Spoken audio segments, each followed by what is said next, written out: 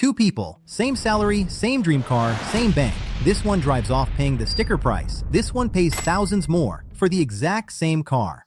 The only difference, a number between 300 and 850, a star rating on how you handle money. So here's the question. This whole video answers, why do two people with the same paycheck pay totally different prices? Because that number quietly sorts your whole life into star levels, and each level is a completely different experience. So let's take the tour. What your life actually looks like at every credit score, 1 star at a time, and how to climb. I'm Cash, and in about 10 minutes, this'll feel obvious. First, what is this number really? Your credit score is one number that sums up how you've handled borrowed money. Think of it as a star rating. But the thing being reviewed is you, and the reviewers are anyone deciding whether to trust you with money. So it's my money reputation? Exactly. And you don't score yourself. 3 companies, the credit bureaus, quietly keep a file on how you borrow and pay, like 3 review sites watching the same restaurant. A formula called FICO turns all that into one number, 300 to 850. 3 companies keeping secret files? That sounds a little scary. It sounds scary, but here's the relief. The review isn't a mystery. The formula weighs a few specific things, so once you know them, you stop guessing. First though, let's see where that number puts you. Higher stars mean people trust you. And when they trust you, borrowing gets cheap. Low stars mean they say no or charge extra to cover the risk. So let's start at the bottom. 1 star. What's life like there? 1 star, roughly 300 to 579. At this level, doors just don't open easily. Apply for a normal credit card, often a no. Want your phone plan or the lights on. They may ask for a deposit up front because to them, you're an unknown kitchen. Let's put a real price on it. Rough example, not a quote. You want a used car, about $15,000. At 1 star, a lender might hand you something like a 22% rate. Over 5 years, that's roughly $9,000 in interest. On top of the car, that same apartment you liked, first month, last month, plus a big deposit before you sleep there once. Wait, $9,000 in interest just for the low score? Just for the low score. Same car, same you. But here's the important part, and I mean it. 1 star is a starting line, not a life sentence. Almost everyone here can climb. The tool for this level is usually a secured card. You put down a small deposit, use it lightly, pay it off, and you start earning stars. Add a little history, and you cross into 2 stars, where the doors crack open, but the price tag follows you. 2 stars, about 580 to 669, the fair zone. Now you can get approved for a lot of everyday stuff. The catch? You pay more for it. Same loan as a 5-star person, but a higher rate, sometimes a lot higher. So I'm in, but it's expensive? That's the trap of 2 stars. It feels fine day to day, so people park here for years, paying a quiet, fair tax. Take that same $15,000 car. At 2 stars, the rate might be around 15%, so roughly $6,000 in interest. Better than 1 star's $9,000, but still thousands more than you need to pay. The move is to treat it as a hallway, not a home. Pay on time, keep balances low, and you drift up. Cross about 670, and that same car suddenly costs thousands less. Let me show you the number. 3 stars, 670 to 739. Good. This is the big middle, where most Americans actually sit. The average score is around 715, right in here. At 3 stars, life gets smoother. Most approvals are a yes, and the rates are fair. Not the best in the room, but no penalty either. So 3 stars is basically normal? Normal and totally fine. You're not being punished anymore. Remember that same $15,000 car. At 3 stars, the rate might be around 6% instead of 22, roughly $2,500 in interest instead of 9. Same car, same person, thousands cheaper, just for the stars. But here's what most people don't realize. The jump from 3 stars to 4 is where the real money starts. Same habits that got you here, just a little more patience, and lenders go from sure to please, come in. 4 stars is where they start competing for you.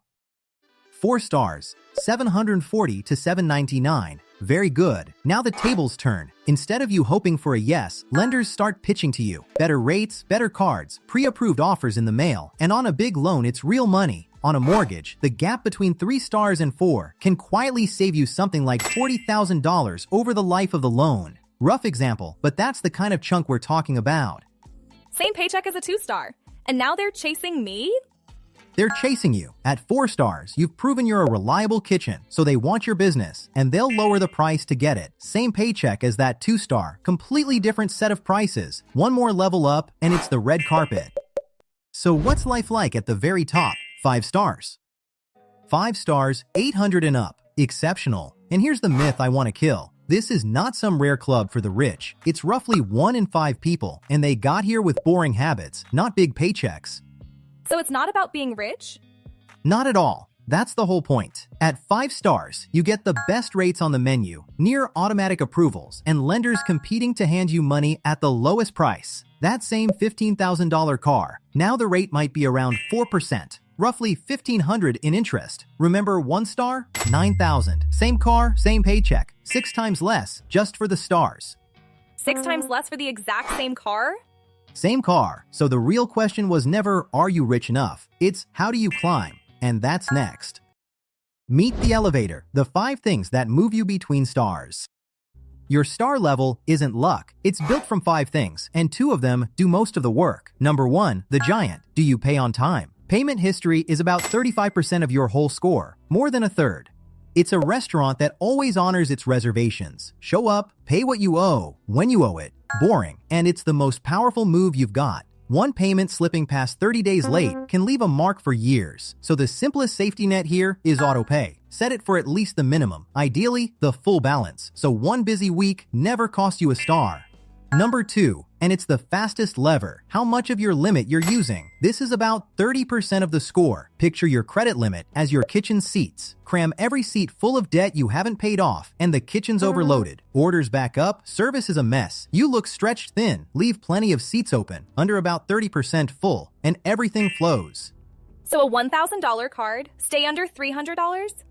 That's the rule of thumb. Lower is even better. And the beautiful part? This one resets every month. Pay the balance down and you free up those seats right away. No waiting years. Miss it and you look maxed out. Same card, your choice.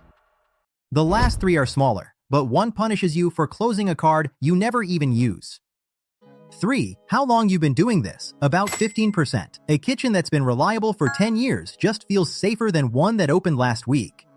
Wait, so closing an old card I never use can hurt me? It can, because closing your oldest card is like bulldozing your most trusted location. Your average age shrinks, and suddenly your whole rating looks younger and riskier than you actually are. So just leave it open. You win this one by doing nothing. 4. Variety. Your credit mix, about 10%. Handling a card and say a car loan shows you can run more than a 1-item menu. So I should go grab a car loan for the mix? Nope, that's the trap. Chase a loan you don't need, and it backfires twice. A ding for applying, plus a payment you didn't need. Let the mix grow on its own. It's a bonus that shows up naturally, not a box to check, which is the same lesson as number 5. New credit, also about 10%. Every time you apply, it can leave a small mark. One's fine. Applying for 5 cards in a week looks like a chef opening 5 restaurants overnight. A little panicked, so space them out, and checking your own score never hurts it. That's just peeking at your reviews.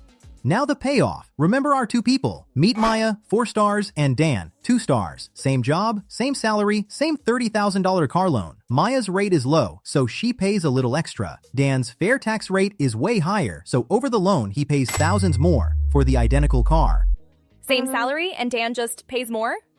For years. That's our opening question answered. The stars don't just get you approved, they set the price of everything you borrow. The good news? Maya and Dan started in the same place. Dan can climb. So here's your whole climb on one plate. Your credit score is a star rating from 300 to 850. Your money reputation. 1 star, doors stay shut and deposits pile up. 3 stars, where most people live, life's smooth. 5 stars, they compete to lend to you at the best price. And that's habits, not income. The elevator up is 5 buttons. Pay on time, the big one. Keep your balances low. Keep your oldest card open. Let your mix grow on its own. And don't over-apply. Do the boring stuff, repeat it, and the stars climb. So, what's your star rating right now? Tell us below. And if you had to explain money with one food, what would you pick? Pizza, coffee, a shrinking candy bar? Subscribe, and we break down one money idea with food every week.